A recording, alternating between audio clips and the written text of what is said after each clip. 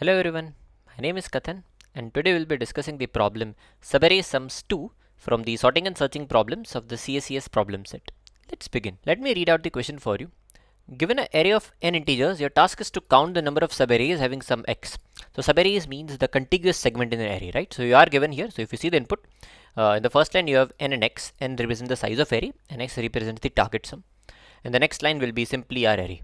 So what you do is you have to count the subarrays or the contiguous segments in our array which have the target sum x, right? This question is actually exactly same to the subarray sums problem of this you can say section, with one minor difference that now the target sum and the array values can be negative.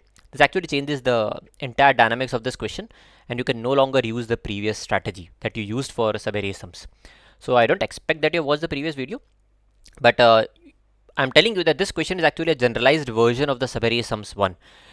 If you solve this question, you automatically solve the previous question as well, but not the vice versa, which you will see in a bit. So if you see here is some example test case. So n is 5, so that means you have 5 elements and target sum is 7. So you count me the subarrays, count me the contiguous segments which have target sum 7. So one subarray is this, right? So 5 plus 3 minus 1, which is 7. And another subarray is this, right? The entire array itself. Which has target sum 7. So you have to output 2. You don't have to actually output the subarrays, you have to output the count. So I mean that's about the question. Let's go to the iPad and discuss a bit more on this. So first things first, let's talk about constraints here. So n is as high as 2 into 10 power 5. So something like an order of 10 power 5. So this says if you try to do a order of n square solution, it's gonna consume you 10 power 10 operations, which you cannot do. In 1 second time limit, you cannot do more than 10 power 8 operations. So n square is out of the picture. Then if not n square, then what? Then you have n log n. Can you do n log n? Yes, we can do n log n because this will be less than 10 power 8. Can you do order of n? Yes. So we have to do something better than n log n, right? So n log n and so on and so forth. So that clear? Let's look at the example test case one more time in a bit more detail to solidify the understanding of the question. So n was 5. That means we will have 5 array elements which were 2 minus 1, 3, 5, n minus 2, and the target sum here that we had to achieve was 7. Now you count me the subarrays here, that is the contiguous segments here, continuous portion here, which yield the target sum 7. So one is this portion, right? So in this portion we have you can the subarray sum 7, and the entire array has a target sum of 7. So that's why you have to output 2, because there are 2 subarrays of this array which yield the target sum 7. So with that clear, let's move on to discussing the approach. Now one approach, like if you're following this section, you can say with honesty, or following the playlist with honesty, you know that a brute force is always there. So how many subarrays are there, guys? So I guess we have discussed it like a zillion times now. So the number of subarrays that you have are order of n square. And how does this comes up? The number of subarrays starting with the first guy is n. The number of subarrays starting with the second guy n minus 1. Starting with third guy n minus 2, so on and so forth. If we add all of them, it will be sum of first and natural numbers, which turns out to be order of n square. So one brute force can be, you just enumerate all the possible subarrays and check if a subarray has a target sum x. Just the problem is this is an order of n square approach and we cannot use it. Okay, so if brute force is out of the picture, then what? Then again, there is a common recurring theme with subarray based question, right? So we'll try to think how many subarrays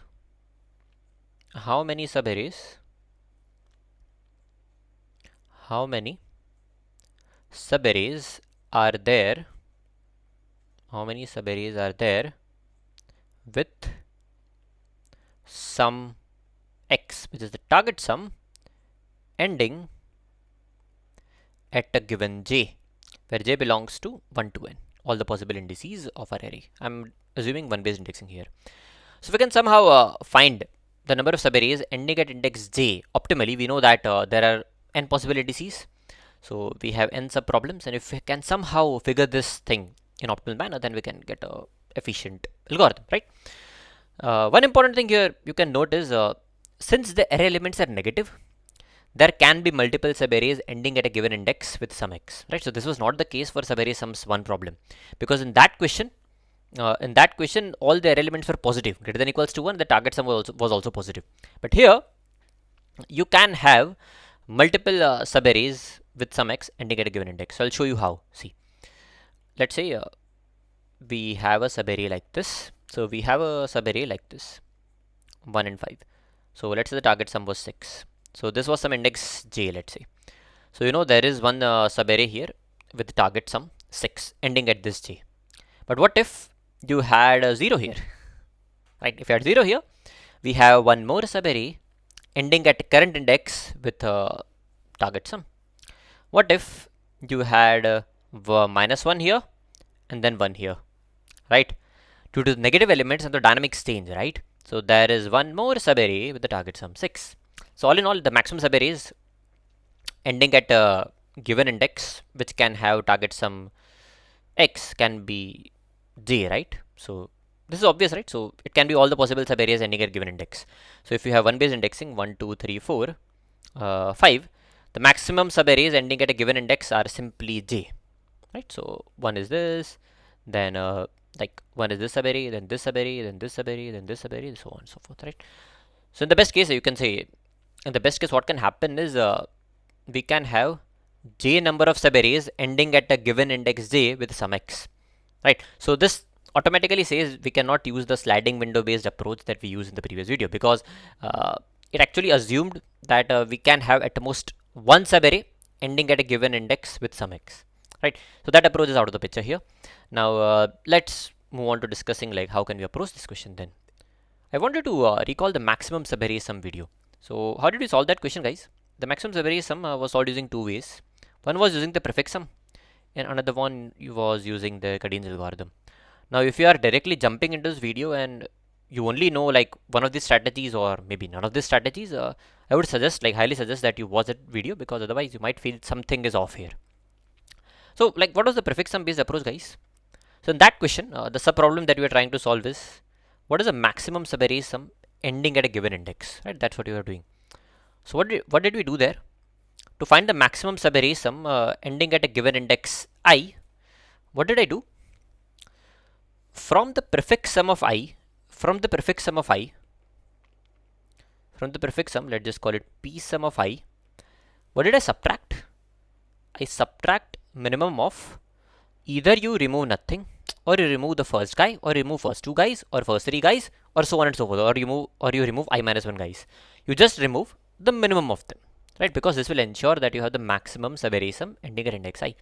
So minimum of 0, prefix sum of 1, prefix sum of 2, so on till pi minus 1, right? So in that question, we solve this subproblem. If you want to find the maximum subarray sum ending at a given index I, from the prefix sum of I, you subtract the minimum of 0, p1, p2, so on till pi minus 1. So this will lead to the maximum subarray sum ending at index I. So why did I discuss this here? It should ring some bell in your head. If not, let me show you how. What are you after here, guys? We want to actually count, right? So the subproblem that we are trying to solve optimal is count of subarrays,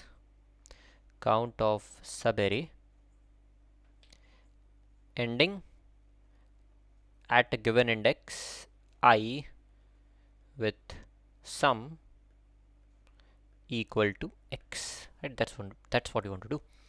Now let's say without loss of generality, we have got a subarray ending at index I with some x. Now I know there can be multiple of them, but let's say for now this is one subarray which has a subarray some x ending at this index. Okay, so sum of all the values here is actually equal to x. Alright, so let me call this remaining portion, that is a sum of all the values from 1 till the left boundary of this x subarray to be y. Okay, then what do you know about x plus y? So x is simply the sum of all the elements in the subarray with the target sum, and y is actually the remaining elements from 1, right? So all in all, this will be sum of all the elements from 1 till I. So this is nothing but the prefix sum of I, right? Makes sense? I guess it does. So if I write y like this, y equals to prefix sum of I minus x. I'm just taking x on the RHS. So what does this say? So pay your utmost attention here. For every y whose value is equal to p sum of I minus x, that is for every array in this portion, for every array in the portion before this I, whose sum is p sum of I minus x, for every y like this, we get we get a subarray. We get a subarray with some x ending at index I. So I'll repeat myself again. See guys, here we found out one combination of x and y, but there can be a y like this and x like this, right? So here also the prefix sum, you can say the y's value is p sum of I minus x, or you can maybe find a y like this and x like this, right? This might look a bit blurry, but this is actually possible, right? Because the array elements can be negative. So there can be a y like this and x like this, such that y is equal to p sum of I minus x, and x is actually equal to the target sum. That is the sum of all the values in this subarray is x. So for every y of this sort, which has sum of all the elements p sum of I minus x, we get a subarray with some x ending at index I. Now pay your utmost attention. What is this y looking like? Like, how is this y formed? So I told you that y can be like this and x can be like this, okay? Or y can be like this or x can be like this, okay? Again, so y can be either this, either this, either this, or either this, or maybe nothing. Let's say y can be nothing. So what does it say? Y is nothing but all the prefix sums, right? Y is nothing but any one of the prefix sums that came before I. Think about it. See, for all the possible y's which has a sum equal to p sum of I minus x. So what is this y? This y is actually sum of some values. Now if you see how y is forming, y can be either this, or y can be either this, or maybe there are no elements here. Sum of entire this portion is turned out to be x. But all in all, this y is nothing but nothing, or prefix sum of 1, or prefix sum of 2, or prefix sum of 3, so on, p minus 1. You agree with me here, right? So this is an interesting thing. So I'll show you an example here, how this y will look. So let me take an array here. Let's say this is my array. This elements 1, minus 1, 0, 1, and 5. Let's say the target sum was 6. So I'll now show you the examples of x and y. So 1x is this, and 1y is this, right? So if you observe, x plus y is actually equal to the prefix sum of whatever the index is. Let me just name them 1, 2, 3, 4, 5. So x plus y will be actually equal to prefix sum of 5. Okay. Then I'll show you one more combination of x, y at this index. See. Then this is x, this is y, right? Then I'll show you one more.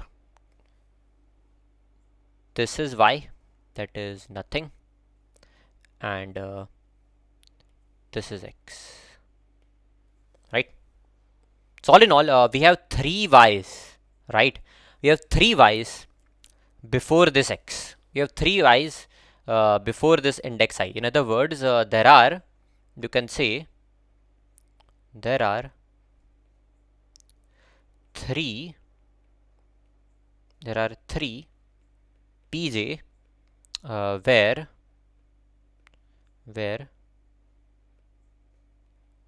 j is less than I, such that y is nothing but simply this pj only, right? So pj is y only, such that y is equal to prefix sum of I minus x, and all 3 of these y's actually contribute to a total answer. And this is very simple to see why this happens. If you have some of, you can say you have some prefix sum before I, whose sum is pi minus x, right? And you know that this total portion is pi, then this portion will definitely be x, right? So it will be pi minus x, right? So this actually turns out to be what? pi minus x, right? Simply, again, you know the total, you can the sum of all the values till I is pi.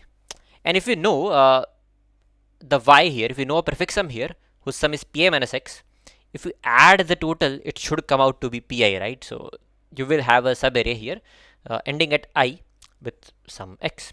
So all we have to do is we just have to keep track of count of all the prefix sums whenever you are at current index. Alright, so let me do a dry run on an example so you'll get it. This is a very beautiful question and has a lot of applications as well. Like this pattern is used in a lot of places. So let's do a dry run here. Let's do it with patience. So we'll get every little thing. Let's say n is 5 and the target sum is also 5. And the 5 elements are looking like this, which is nothing but 1, 2, 3, minus 2, 5. And these are the indices 1, 2, 3, 4, and 5. So what you want to effectively do is you want to find all the subarrays here which have sum 5. You can clearly see one of them is this and another one is simply this. So the answer should be 2. But let's do the dry run of our algorithm that you have just developed. So what we need is we need to keep track of prefix sums in some way, right? So I can maybe just have a map. I need the count of prefix sum, right? So I want to find out all the possible prefix sums before this I, all the possible pj's before this I, which are equal to pi minus x, right? Because all of these will actually contribute to our answer. Fine. So I'll need a map here which keeps track of all the prefix sum. Let's initialize I to 1. So we'll calculate, you can say, count of all the subarrays at a given index, right? So we want to first find how many subarrays ending at index 1 have some x. Then we have to find how many subarrays ending at index 2 have some x, so on and so forth. So we'll start I equals to 1 and I will go from 1 till n, the last guy. So we'll need a map to keep track of prefix sum. So before we start our procedure, we know that there is a prefix sum existing inherently with some 0, right? So we will have one prefix sum here with some 0, so its frequency is 1, right? So this is important because, for example, what if this value was x, right? So there is definitely a prefix sum here whose value is equal to what? Pi minus x, right? So this is of course there. So that's why we start off with a prefix sum of 0 whose frequency is 1. Okay, fine. So we start our journey here. Now what is a pi? What is p1? P1 is actually equal to 1, right? Now what you'll do is you'll try to see what is the count of y, right? So what is the count of y for indices before it? So what is y here? Y is nothing but pi minus x. So p1 minus 5. So effectively what you're doing is, you know that sum of all the values till here is 1, right? You're just effectively searching if there is a prefix sum with minus 4 existing, right? Because if there is a prefix sum with minus 4 existing, you know that there will be a subarray with sum 5. So that's how the prefix sum till now became 1. But is there a prefix sum here, like before it, which has sum minus 4? No. So the total won't be updated. So there is a total here, let's say. Okay, so total is still 0. Cool. So we move I ahead. But before we move I ahead, we actually add this prefix sum to the map. In other words, now we also have a prefix sum of 1 with a frequency of 1, right? So that's added into the map. Maybe let me write the map on the right hand side because otherwise it will get a bit cluttered. So yeah, let me keep the map here. Cool. Now we have done P1. Now we move to the next part, which is P2. So what is a P2? P2 is simply 3, right? So you can maintain a running prefix sum as well. So this will be 3. Now you will check, is there a y existing before? Like how many prefix sums before this current index have the sum P2 minus 5, which is 3 minus 5, which is minus 2. Effectively what you know is the sum of all the elements till this portion is 3. If there was a subarray, however you can say the prefix sums are there here with some minus 2, what you can do is you can add 5 to it, and those will actually contribute to the answer. But is there a prefix sum with some minus 2? No. So the answer won't be updated. But before we go ahead, we'll actually update our map. So now we have a prefix sum of 3 with a frequency 1. Okay, so we move ahead. Now we come at P3. So now we have P3 equal to 6. We have P3 equal to 6. So now we are searching for a y which is equal to P3 minus P3 minus 5. This is nothing but 6 minus 5, 1. So effectively what has happened here is, guys, you know that sum of all the values till this guy is 6. Now if there was a prefix sum with value 1, I know that this portion will be 5, which is indeed the case, right? So till this part the sum is 6. There is definitely a prefix sum with value 1. So yeah, what we'll do is to the total we are going to add the frequency, very important, add the frequency of how many times this y is occurring, right? So we'll add 1 to it. Fine, so we add 1. Okay, fine, then we move ahead. So maybe I'll just erase this. So let's move ahead. Okay, so we move I ahead. But before we do that, we also add this prefix sum entry. So 6 is occurring 1 time. Okay, so now we are at P4. Okay, so P4 is what? P4 is 3 plus 2, 5, 5 plus 1, 6, minus 2, 4. Okay, so now what is y that you're searching? Y is actually 4 minus 5, minus 1. Effectively, you know that sum of all the elements till now is 4. Now if there was a minus 1 here, you know that all the elements till this will be 5. So searching for if there was a prefix sum with the sum minus 1. But is there a prefix sum with sum minus 1? No. So total won't be updated. So we move ahead. So I is here, but before that we update the prefix sum. So 4 is occurring 1 time. Okay, so once we are at 5, what is the prefix sum? Prefix sum will be 9, right? So P5 will actually equal to 9. So now effectively you are searching for P5 minus 5, which is 4. So you know that sum of all the values till here is 5. Sum of all the values till here is 9. If there was a prefix sum with sum 4, or like however number of prefix sums you had with sum 4, what you can do is you can just add a 5 after that 4. You can add a 5 after that 4 to get the 9, right? So is there a prefix sum with 4 existing? Definitely. You add the frequency, right? So you add the count for every possible y. So 1 plus 1 is 2, right? Then I goes out of bound. So after this loop ends, we have got our answer. So I mean, yeah, that's the approach. We have to simply maintain for every possible index all the prefix sums that you've seen before it.